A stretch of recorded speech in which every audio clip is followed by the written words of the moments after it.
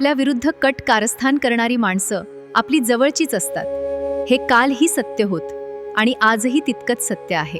टोमणे तीच लोक मारतात ज्यांच्याजवळ नजरेला नजर मिळून समोरासमोर बोलण्याची हिंमत नसते.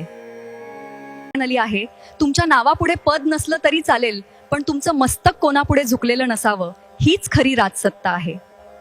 काही लोक तुम्हाला कधीच स्वीकारत नाहीत, कारण तुमच्यापेक्षाही त्यांना तुमच्या क्षमतेची अडचण होते. हे सत्य तुम्हाला समजून घ्यावे लागेल. आणि बंधनात नका ठेवू कोणाला. प्रत्येक नात्याला मोकळं सोडा. जे आपलं असेल ते जाणार नाही आणि जे मतलबी असेल ते थांबणार नाही. कुणाच्या वाईट विचारानं तुमचं काहीच वाईट होणार नाही, कारण तुमचा कर्ता आणि करविता तुमच्या पाठीशी उभा आहे. हिने स्वामी म्हणतात, चांगल्या माणसांना चांगल्या गोष्टी उशिराने मिळतात. संयम ठेव, तुझी वेळ लवकर येईल. कधी कोणाची बरोबरी करायची नाही आणि स्वतःला कधी कोणापेक्षा कमी समजायचं नाही. कष्टाचं खायचं आणि रुबाबात जगायचं.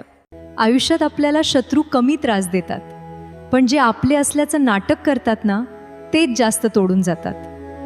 तुम्ही कधी नोटीस केलंय का, जे लोक तुमच्या समोर गोड बोलतात तेच लोक तुमच्या पाठीमागे तुमचं नुकसान करत असतात. ते तुमचं सक्सेस सहन करू शकत नाहीत, पण समोर येऊन सांगायची हिंमतही नसते. एक गोष्ट कायम लक्षात ठेवा, शत्रू कधीच लपून वार करत नाही, तो समोरून येतो. पण खोटा मित्र तो तुमच्या खांद्यावर हात ठेवून तुमच्याच पाठीवर वार करतो. तुम्ही सगळ्यांना मदत करा, पण स्वतःचं नुकसान होईल इतकी नाही. विश्वास ठेवा, पण डोळे बंद करून नाही. कारण आयुष्यात एक वेळ येते जेव्हा तुम्हाला समजतं तुमचं चांगुलपणच तुमची कमजोरी बनवलं गेलंय. पण ऐका, तुम्ही बदलू नका. तुमचं मन चांगलं ठेवा.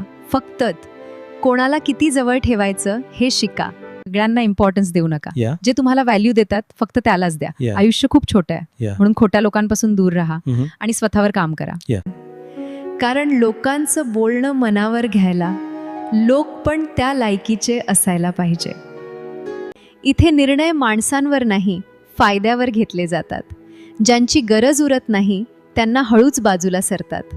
काम संपाल्यावर संबंध कसे तोडायचे हे शिकवणाऱ्या लोकांचे सुद्धा मनापासून आभार. सोनं मोडून पुन्हा सोनं घेता येतं, पण सोन्यासारखे माणसं सोडून गेली की पुन्हा मिळतील याची खात्री नसते. कारण दगडात देव दिसतो, गायीत माता दिसते, कावळ्यात सगळेच पूर्वज दिसतात, पण माणसात माणूस का दिसत नाहीये. लोकांना मदत करणं चांगली गोष्ट आहे, पण प्रत्येकाला मदत करणं शहाणपणाचं नसतं. कारण काही लोक तुमच्या चांगुलपणाचा फायदा घेतात. कुटुंबाप्रमुखाला मरणाची जितकी भीती वाटत नाही, त्यापेक्षा जास्त भीती आपल्यानंतर आपल्या कुटुंबाचं कसं होणार याचीच वाटत असते.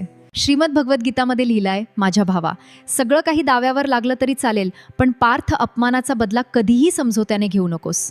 तुम्ही कितीही समजावलं तरी प्रत्येक माणूस फक्त तेवढंच ऐकतो जे त्याच्या कामाचं आणि फायद्याचं असतं. हीच आहे आयुष्याची कडू पण खरी सत्यता.